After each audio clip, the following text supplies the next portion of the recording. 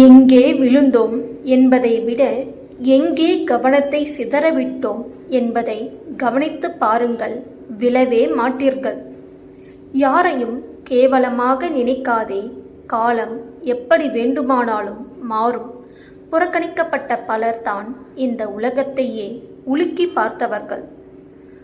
தவறு செய்தால் ஒத்துக்கொள்ளுங்கள், விரைவில் சரி செய்து கொள்ளலாம். ஆனால் செய்த தவறை இல்லை என்று சாதிக்காதீர்கள், என்றுமே சரி செய்ய முடியாது. மனிதன் செய்யும் தவறுகளில் மிகவும் மோசமானது ஒருவரின் சூழ்நிலை தெரியாமல் அவரை தவறாக விமர்சிப்பது. எந்த உறவுக்கு நீ நல்லது நினைக்கின்றாயோ அந்த உறவுதான் உனக்கு பின்னால் நின்று துரோகத்தை நினைக்கும். இதுதான் உண்மை. சில அவமானங்கள் நம்மை அழ வைத்தாலும் பின்னாளில் நம் வாழ்க்கையை அழகாக்கும். குறைக்காத நாயும் இல்லை, குறை சொல்லாத வாயும் இல்லை, மொத்தத்தில் இரண்டும் இல்லாத ஊரும் இல்லை.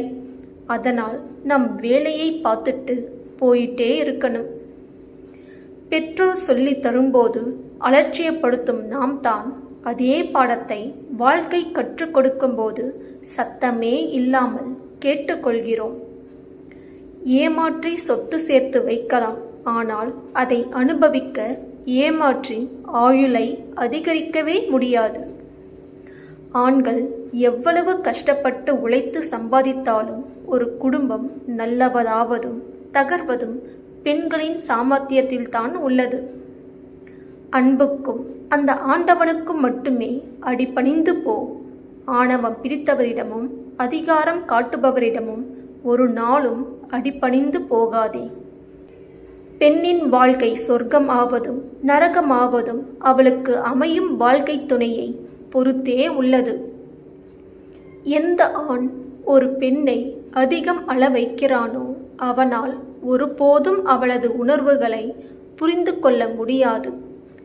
நம்மை புரியாத இடத்தில் ஒவ்வொன்றிற்கும் விளக்கம் சொல்லி புரிய வைப்பதை விட அவர்களின் புரிதல் என்னவோ அவர்கள் விருப்பப்படியே நடக்கட்டும் என மௌனமாக நகர்ந்து செல்வதே சரி. தவறான புரிதல் இருக்கும் இடத்தில் சொல்லப்படும் விளக்கமும் அர்த்தமற்றது.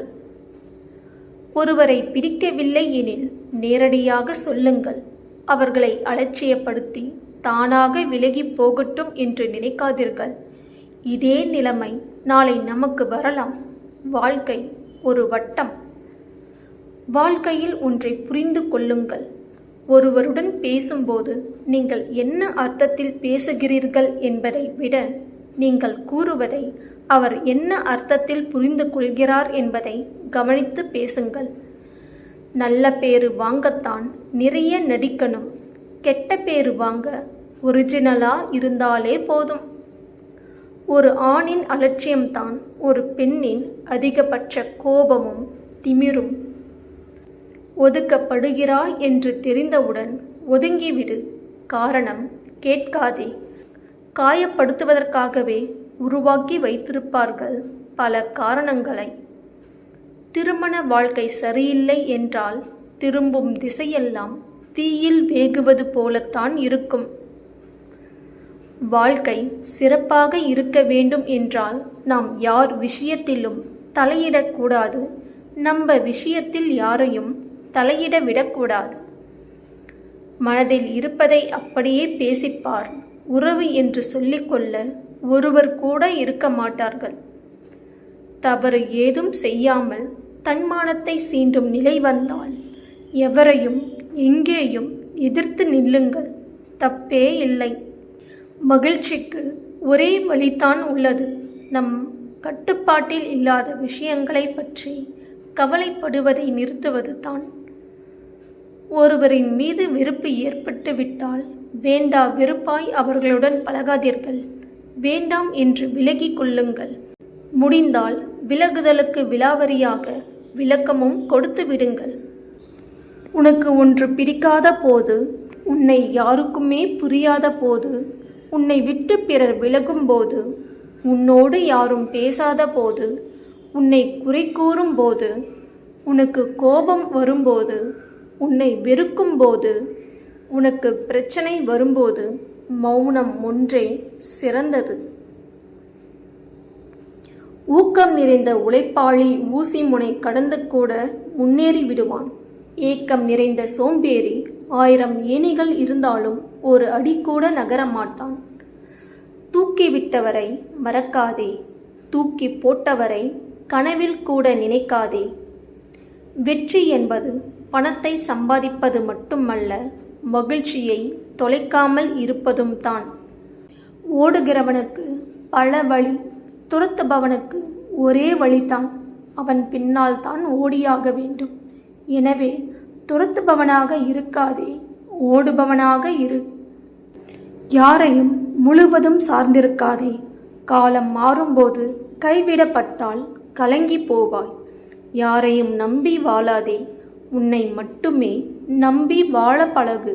உனக்குள் எப்போதும் ஒரு தேடல் இருக்கட்டும். தேடல்தான் உன்னை தேங்கி நிற்க விடாமல் முன்னேற வைத்து கொண்டே இருக்கும். ஜெயிக்க வேண்டும் என்று முடிவெடுத்து விட்டால் கண்களுக்கு தெரிய வேண்டியது காரணங்கள் அல்ல, இலக்கு மட்டுமே.